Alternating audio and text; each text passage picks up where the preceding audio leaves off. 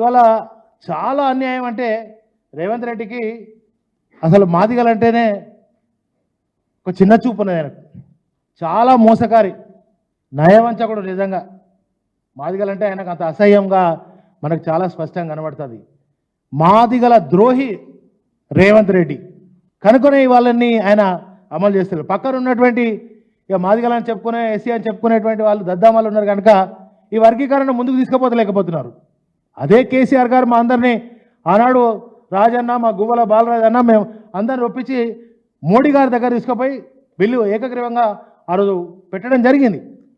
అది చిత్తశుద్ధి, ఆ ప్రజల మీద ఉండేటువంటి మమకారం. అది ఇవాళ నీకు లేదు కనుక నీ పక్కన ఉన్న వాళ్ళు కూడా కనీసం ఈ జాతికి ఏదో చేయాలనే తపనతోటి లేరు కనుకనే ఇది అమలు అవుతలేదు. అమలు అవుతుంది అనేటువంటిది కూడా మాకు నమ్మకం కనబడతలేదు. అదేవిధంగా ఒకటే చెప్తున్నాం, ఇంకా ఇలా 16 లక్షల జనాభా ఉన్నటువంటి మాదిగలు తిరగబడతారు బిడ్డ. మంత్రివర్గంలో చోట్లేదు, నామినేటెడ్ పదవులలో చోట్లేదు. ఇంతకుముందు అన్న చెప్పినట్టు చాలా ఆ అవకాశాలన్నీ కూడా లేవు.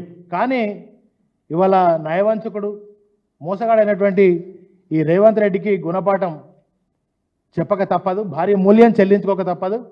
అదేవిధంగా మాట తప్పినటువంటి రేవంత్ రెడ్డి, మరి మాదిగలను మోసం చేసినటువంటి రేవంత్ రెడ్డి ఇకనైనా మేల్కొని మరి తక్షణమే తెలంగాణ రాష్ట్రంలో ఏబిసిడి వర్గీకరణ అమలు జరిగేటట్టుగా ఇప్పుడు జరిగినటువంటి నీట్లో కానీ, ఇప్పుడు జరిగినటువంటి డిఎస్సిలో కానీ, రానున్న రోజులలో జరిగే నియామకాలలో కానీ ప్రతి దాంట్లో వెంటనే ఈ రాష్ట్రంలో ఏబిసిడి వర్గీకరణ అమలు కావాలని చెప్పి నేను భారత రాష్ట్రం తరఫున డిమాండ్ చేస్తా ఉన్నాను.